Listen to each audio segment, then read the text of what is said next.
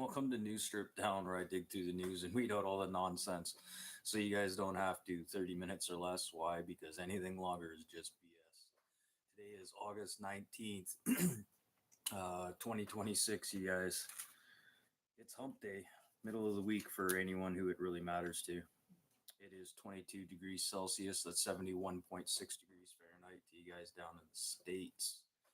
And let's start off with some birthdays today. Today in 1646, British astronomer John Flamsteed. He's the guy who mistook Uranus for a star.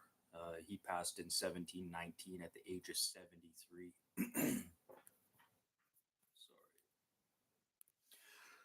Sorry. And then today in 1851, entrepreneur and root beer brewer Charles Hyers. He passed in 1937 at the age of 85. Hey, Crystal. Hey, Angel. What's up?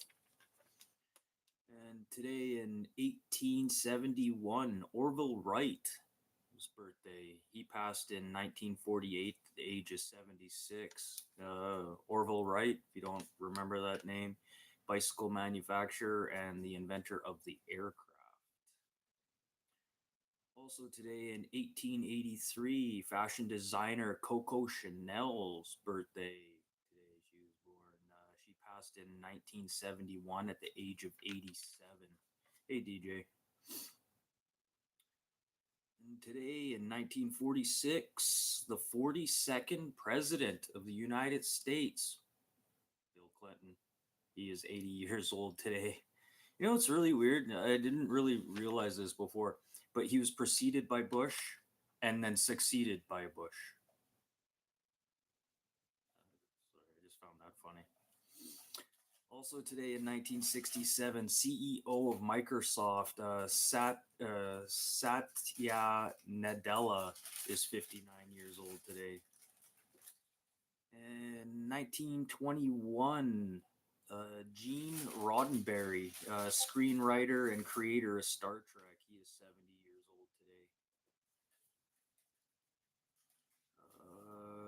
Today in 1969, Matthew Perry's birthday. He was 54 when he passed. He passed in 2003. Yeah, he was a Canadian and American actor. 1952, Jonathan Frakes. He's 74 years old today. He was in the Star Trek Next Generation. Today in 1963, John Stamos, famously from Full House. You guys ever watch that? Not the new generation Full House, the old one. And then today in 1986, Christina Perry. She is 40 years old today, singer and songwriter, known for her song Jar of Hearts. I don't need that for now. That's what I need for later. Okay, so yeah, welcome to News Strip Down, where I dig through the news and weed out the nonsense for you guys. 30 minutes or less. Why? Because anything longer is probably just BS, anyways. Today is Wednesday, hump day, you guys. August 19th, 2026. It is 22 degrees Celsius. That's 71.6 degrees Fahrenheit to you guys down in the States. I don't know. Should I go into this or should I go into that? Hey, I'm going to do this backwards today. Do this backwards. So yeah, let's start over in India here. So yeah, India, the world's biggest producer of crude steel producer after China here, is starting to lose profitable margins after coking coal prices. Coke is a form of coal. It's a high burning type. Farriers, people who bladesmiths, stuff like that. If they're using coal to melt steel, it's normally called coke.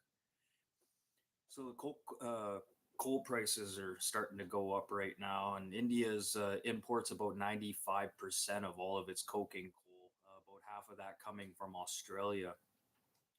But now we're just starting to see the impact of energy Anything that can produce energy here is starting to go up in price, and they're kind of blaming this on the Strait of Hormuz, but yet, India doesn't get any of their coal from anywhere near there, so it doesn't make any sense. But it's just, I guess, the supply and demand, just like gasoline.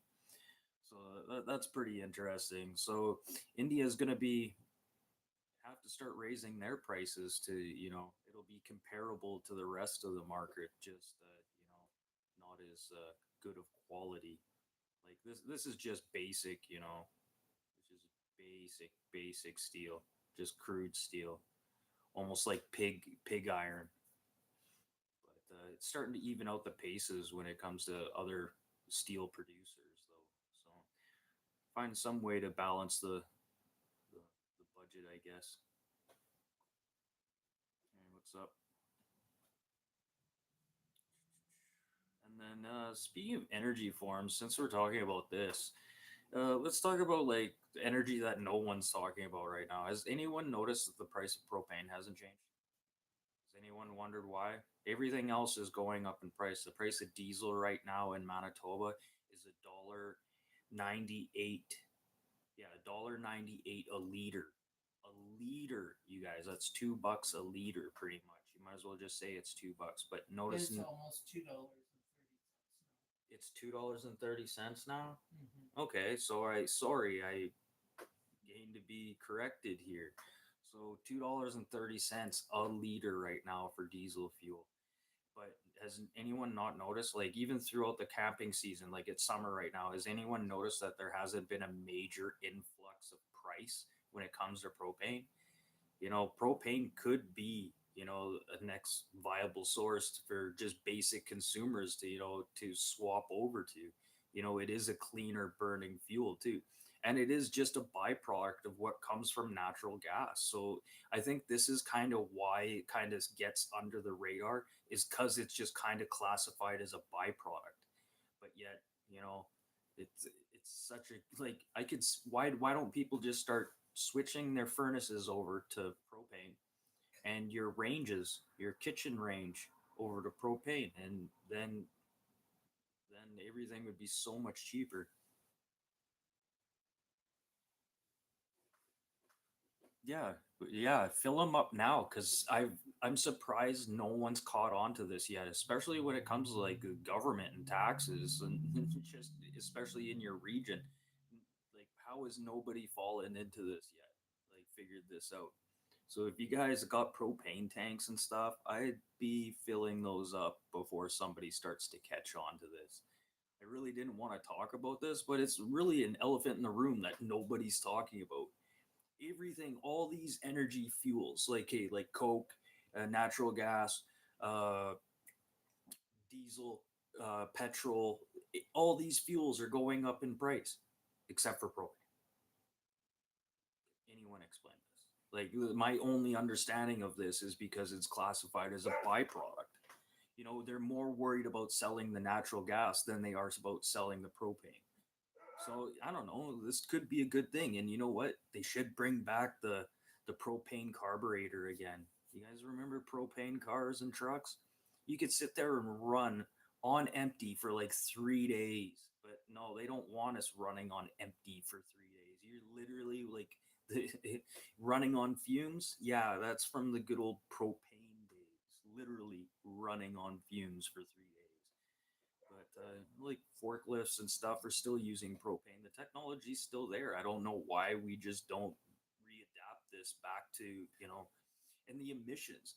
Even still, like, the emissions would be way better. There we go. There's an emissions problem. We could still be using a form of gas to be propelling cars and stuff around, and we could be building high performance cars and vehicles with propane too, propane combustible engines. And really, all it is, it's just the carburetor. It's just the carburetor, you guys. That's really all it is. It's nothing special. Like a lot of these engines and forklifts and stuff, they're all these little European engines with these propane carburetors built onto them. There's just a few other little things you got to do. I think you got to change the compression a little bit too, but they're still just using these little European motors. You see, like not little Mazdas, but I'm trying to remember like the midget engines and stuff like that. But yeah, we should go back to the propane days and run our vehicles on propane. Like hydrogen is obviously not working. It's not a viable source. And then there's no proper way of like really, do you really want people playing with hydrogen, and then filling up their cars with hydrogen? Like it's just we should just go back to propane. And then down in the United States here, Boeing and Lockheed Martin and their space venture just secured $1.5 billion in capital in operations. This is most likely to produce that Vulcan rocket that they've been working on right now. Because they're trying to find some type of competitive edge to work against SpaceX and other commercial and government launch markets. Like, why just let Elon get on, have all the fun? So, Boeing and Lockheed, those are two separate entities that are working together on this project, on this Vulcan rocket project. So, mostly this rocket's just going to be used for just getting, objects into space. They won't be probably used for manned flights or anything. This is just getting equipment into space. And then since we're talking about Lockheed Martin, this is pretty interesting. Lockheed Martin quantum sensing is getting closer to operational use in GPS disrupted or where conventional sensing sensors just won't work. Now think about what I just said here. Quantum sensing. So they're going to be used quantum sensing as a form of radar. Should I try and explain this? Yeah, this is insane. So this is going to be using the behavior of matter in small scale to measure the motion, gravity, and electromagnetic fields of items. Bueller? Bueller? Was that good enough? So I don't know. This technology is like really getting out of hand. Like seriously. Quantum sensing. I'm almost wondering if this is why they didn't send radar systems with those new F-35s to India. They're waiting to put this stuff in. But yeah, they're working on this project right now, and they're, I don't know, within the next year and a half could start seeing some form of radar systems like this right now. Yeah. So pretty much it'll work in dark zones completely. Absolute dark zones. That is crazy. Oh, and some more micro reactor news here. The Kronos micro reactor here, the 10 to 45 megawatt of thermal energy and 3.5 to 15 electrical megawatts of output. And then Vanguard facility in Idaho National Laboratories is going to be start producing about 18 metric tons of fuel for these reactors. There are other reactors that do use this type of fuel, but the way they've been testing this Chromos reactor, they've only been putting in like half of the nuclear fuel that should be going in there. So I don't know. I don't know. Before they start producing all this metric tons of this fuel, they should probably make sure that this reactor is going to work in its fully functioning purpose and at full capacity at that. And then, yeah, Trump is giving Canada 3 more days to, maybe come up with a deal here about with all these 50% tariffs and working on something like that. But by the sounds of it, the Quebec premier, what's her name, Christina Frachette, there, she's pretty much telling her cabinet right now, let's prepare for the tariffs. I'm pretty sure she's pretty much set in, let's just deal with what's happening already. We're doing a pretty good job at it. And so, even so, in the next 3 days, I expect these tariffs to come in place unless Trump decides to say something else. But I don't know. This is just affecting the markets. A lot of uncertainty in the markets here. Oh, Yeah, I'm here Monday to Friday, 4 to 4:30 p.m. Central Time. News stripped down 30 minutes or less. Why? Because anything longer is just BS. Today's Wednesday, you guys, August 19th, 2026. It's 22 degrees Celsius. That's 71.6 degrees Fahrenheit to you guys down in the States. And in yesterday's show, told you guys I wanted to talk about the lumber industry and how that's what's all happening with that because, there hasn't been a lot of talk about the lumber industry lately. It seems like to just be overshadowed by, the border tariffs that are affecting Canada as a whole. So like there's not a lot of talk. It's like really getting over. So what haven't we heard about the lumber industry that's happening right now? There's the talk of real shortage of available logs to keep some of these facilities going for extended amount of time right now. Plus, with all the forest fires, devastating a lot of this stuff, and then adding additional cost and transport, like diesel right now is $2.30 a liter here in Canada. What's up, Tolga? Uh, So yeah, and that's making it harder to be able to compete. Just having to get product back and forth and lumber back and forth as well. And then there's been three shutdowns in BC lumber industry just in the last year here. Well, one fully shut down, two fully shut down, one about to shut down. You have the Crofton pulp mill that was shut down in BC in 2025 that lost 370 jobs. And then you have 165 jobs at the West Phrase sawmill, and and that was in 100 Mile House, BC. Yes, there's a place called 100 Mile House, and another 300 workers from Canfor's North Pulp Mill are going to be without jobs by the end of this year. So, and now think about like those numbers don't sound big right now, but you got to think about these smaller communities right now that rely on these mills, like pulp mills, lumber mills. Like most, like just for example, we'll use the Paw, Manitoba for example. Okay, the town has a population of 5,600 people. We lose 300 people for every one person that works at that pulp mill. That creates 2 to 3 jobs within the town. So right there, just getting rid of that plant right there, you take that number from 5,600 people down to 4,600 people. That's not including women or children, your husband, wives, whatever, your significant other, or your kids. That doesn't include those people. And then all those other jobs that are created, like grocery stores are going to be, sending money out there. There's going to be day laborers, there's going to be other construction workers that are hired throughout the facilities. There's going to be a lot of people without jobs. So now take that into consideration. Those numbers don't look so big when you say, oh, it's only 370 jobs. Oh, it's only 300 jobs. Oh, it's only 196 jobs. This is significant, especially when it comes to these communities. They rely on this. What are these people supposed to do? Just pick up and leave? A lot of people can't just do that. It's get things are getting hard enough as it is, and the Canadian government, as they're standing, like we had the Trudeau government that totally forgot about our military, totally forgot about our oil and gas, and decided to go in a totally opposite direction, totally forgetting about all that stuff. Now that we're getting back into all this oil and gas, starting to make the country money, now we're starting to like build up our defense, put money into our defense budget, build up our military. Now that we're doing all that, we're forgetting about the lumber industry.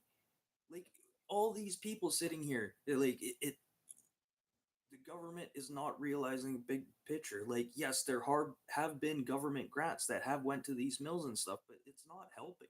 It's not helping. We have enough with like the US putting tariffs on Canadian softwood lumber, on that anti-dumping law that the lumber mills have been dealing with for years, not just during the Trump administration, but for years, still trying to deal with stuff like that. Like it's hard enough for them. And now think about like let's take that number of 300 people. Now it's 900 people. Because for every one person that works at that factory, there's either 2 to 3 more jobs created outside the factory. So right there, you just took 900 people away from that town. So something needs to get changed here when it comes to stuff like that. But you know what? I'm all for the forest industry and the pulp mill industry and stuff, but we got to do away with these paper straws and these wooden cutlery that we're getting in stores. This is getting out of control, you guys. And then think, this is putting more pressure on our forestry industry by having to produce this stuff. Yes, it's good for them to a point, but really, what are we doing with these paper straws and all this wood cutlery? How much waste are we seeing at the end of the day when it comes to that? How much energy are we seeing wasted on top of that, too? I say we should just go back to plastic cutlery and plastic straws and say, hey, be done with it.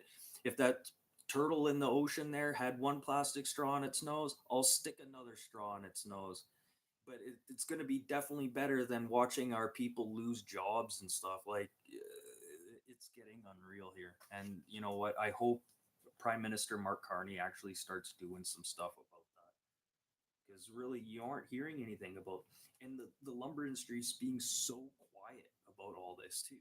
Like, why don't they speak up? Like, you have all these people, speak up more, speak up more.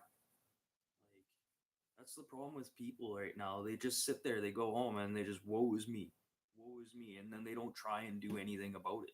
You want to change something, you actually have to go and do it. You can't just sit on your ass, and then picketing and stuff. That's not going to work either. You think protests and picketing and going on strike fixes anything? No, it just helps the union, the people at the top of the union.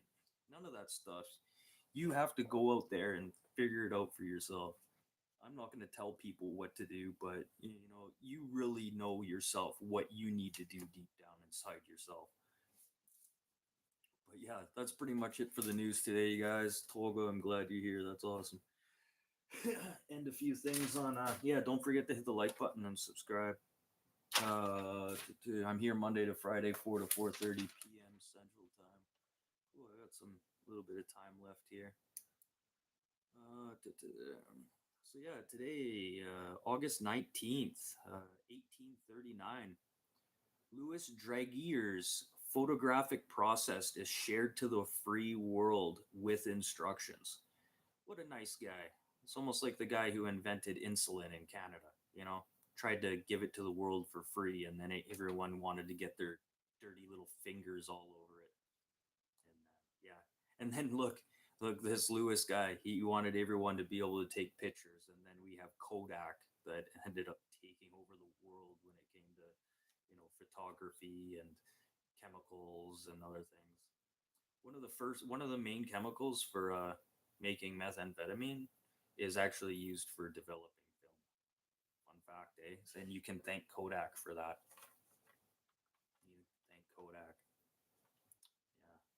Yeah, deep seated like history lessons, eh? Like, if it wasn't for Kodak, they wouldn't have had the chemicals to be able to make that back in the day in the first place.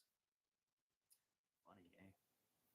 And today in 1942, over 4,000 Canadian and British soldiers were killed or wounded or captured during the raid of Dieppe, France. Yeah, that was a big battle. That was a big one. Pretty much just a cannon fodder, that one, literally. But that's Canadians were normally just used as cannon fodder at first. Even Americans used Canadians as cannon fodder. And today in 1988, Iran and Iraq begin a ceasefire after their 8-year war. And then in 2010, Operation Iraqi Freedom is starting to wind down. Yeah. Like 12 years later. That's so funny. And then today in 1950, ABC begins broadcasting children's Saturday morning cartoons. The first cartoons being Animal Clinic and Acrobat Ranch. Wow, that's the beginning of Saturday morning cartoons, you guys. It's today, August. You think they would have done it in the summer, like during like when school ended? Try and get some kind of control of the kids. You have to remember, like, marketing back in the days when it came to television and broadcasting was pretty ruthless. It still is ruthless today. Still is. So some of the stuff they put on TV right now is just wow. It's absolutely brainwashing. And then today in 1970, the Chinese community of South Africa was granted white status.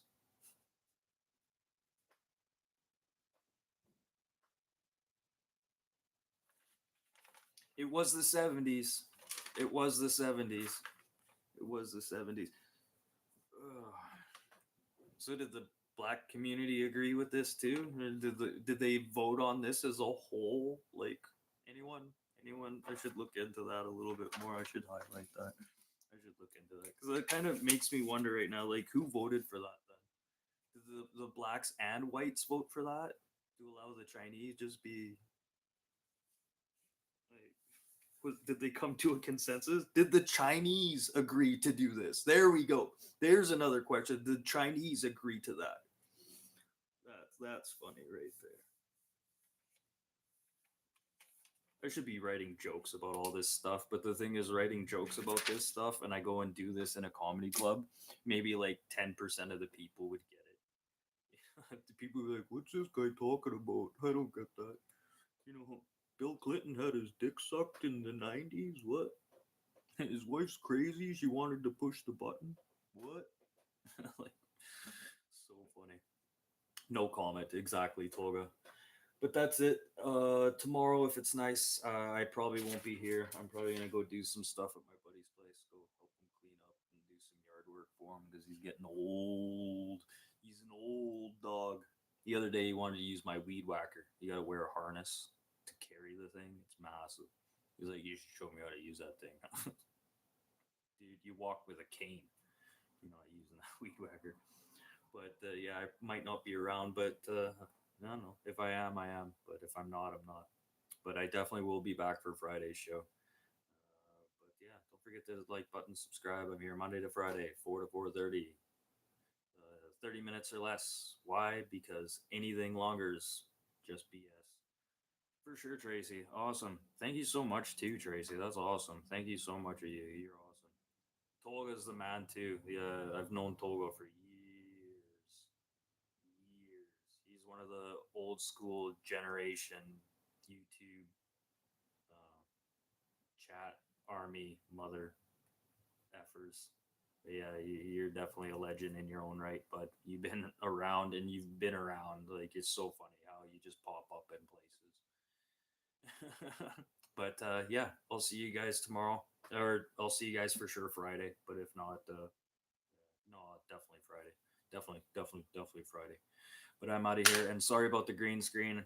It doesn't work on this device for some reason. It's not compatible. Yeah, YouTube's green screen is not compatible with certain devices. Yeah, good old YouTube.